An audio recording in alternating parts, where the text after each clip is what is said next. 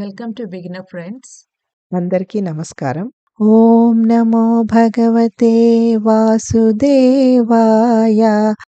ఓం నమో భగవతే వాసుదేవాయ.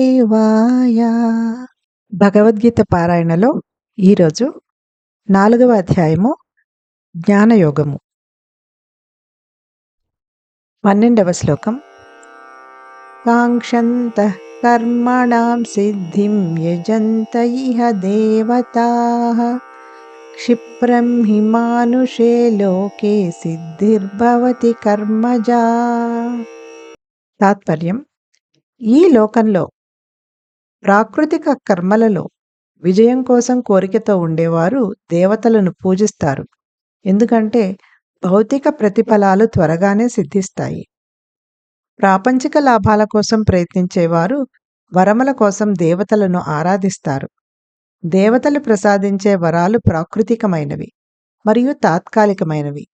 భగవంతుడు ఆయా దేవతలకు ప్రసాదించిన శక్తి ద్వారానే వారు ఆ వరాలను ఇవ్వగలుగుతున్నారు. సరైన జ్ఞానం లేని వ్యక్తులు వారిని ఆశ్రయిస్తారు.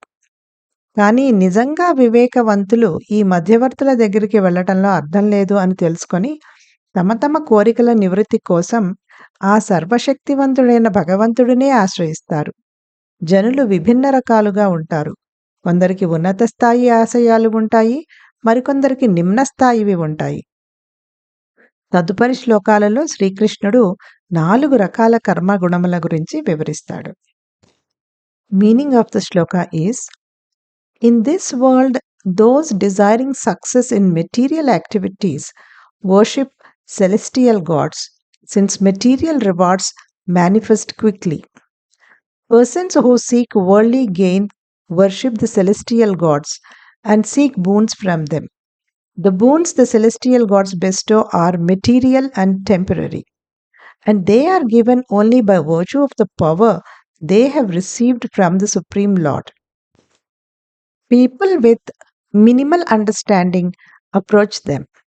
But those who are intelligent realize that there is no point in going to the intermediary gods, and they approach the Supreme Lord for fulfillment of their aspirations.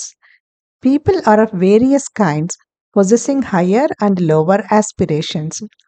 Sri Krishna, in the following slokas, mentions 4 categories of qualities and works. Om Namo Bhagavate Vasudevaya.